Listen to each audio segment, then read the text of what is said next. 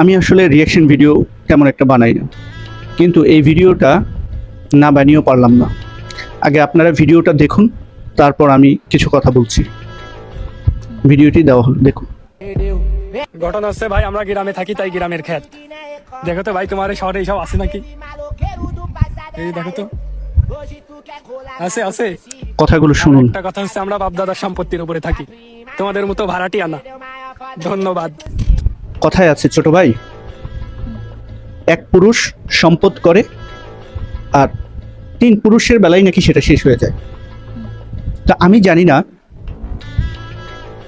তোমার বাবার সম্পত্তি তোমার বাবা করেছে না তোমার দাদা করেছে। যদি তোমার বাবা সম্পত্তি করে থাকে তাহলে তোমার পরে জেনারেশনটা খাবে মনে হয়, কিন্তু যদি তোমার দাদা সম্পত্তি করে থাকে তাহলে তুমি পর্যন্তই শেষ। সেটা তোমাকে দেখেই পরিষ্কার বোঝা যাচ্ছে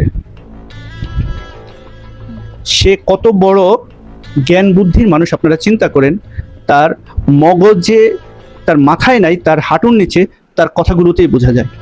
আচ্ছা যাই হোক, সে শহর গ্রাম নিয়ে সে তুলনা করছে, আমি সেটা বাদই দিলাম, কারণ আমার চোখে, আমি গ্রামের ছেলে, আমি আগে গ্রামকে প্রেফার করি, তারপরে শহর, যেহেতু আমি শহরে বাস করি।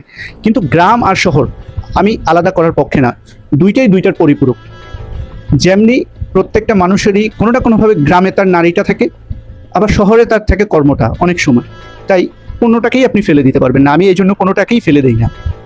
কথাই আছে, যদি লাগে কহর না ছাড়িও শহর। কিন্তু সে গ্রামে ভালো আছে, তার বাবার প্রভাব প্রতিপত্তি আছে, সেটা নিয়ে সে যা করছে সেটাকে আমি বাদ দিলাম। কিন্তু আমার যেটা খারাপ লেগেছে সেটা হচ্ছে তাদের যে ব্যবসা বাণিজ্য যে সিস্টেমটা দেখলাম ওর ভিডিওতে, মাশাল্লাহ ভালো একটা অবস্থানে আছে, হয়তো বা মিষ্টি বা যেই ধরনের ব্যবসা করুক তাদের অনেক দুধের প্রয়োজন হয়। আপনি ছোট ভাই, আমার কথাটা হলো ছোট ভাই, আপনি দুধ দিয়ে গোসল করেন, শুধু মুখ ধোয়া কেন?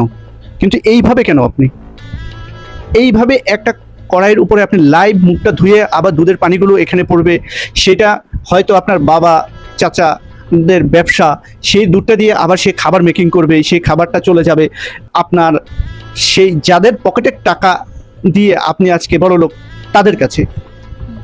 তো তাদের কাছে যে খাবারটা বিক্রি করে আজকে আপনার বাবা এবং দাদা বড় লোক, এবং আপনি এত গরম দেখাচ্ছেন, সেইটার মর্যাদা আপনি রেখেছেন? আমার ওই বিষয়টা বেশি খারাপ লেগেছে, তার কথাগুলো আমি ফেলেই দিলাম। কিন্তু সে এইভাবে ডিরেক্ট কিভাবে মুখ ধুইতে পারে, যেটা একটা খাবারের জিনিস, যেটা বিক্রি হবে। আমার এই বিষয়টাই সবচেয়ে বেশি খারাপ লেগেছে। তাই আমি বলবো অ্যাকচুয়ালি যারা খাবারের বিষয়টা একটু দেখেন, বা ভ্রাম্যমাণ আদালত যারা এই জিনিসটা বলে যারা তদারকি করেন, আমার মতে তাকে একটু শায়েস্তা করতে হলেও, আমি জানি না এর অ্যাড্রেস কোথায়, কিন্তু তাকে একটু শায়েস্তা করার জন্য হলেও তার ভোক্তা অধিকার থেকে একটু রেট দেওয়া উচিত। তার বাবা তার দাদার এই ব্যবসার মধ্যে একটু রেট দেওয়া উচিত, একটু শাটারিং দেওয়া উচিত।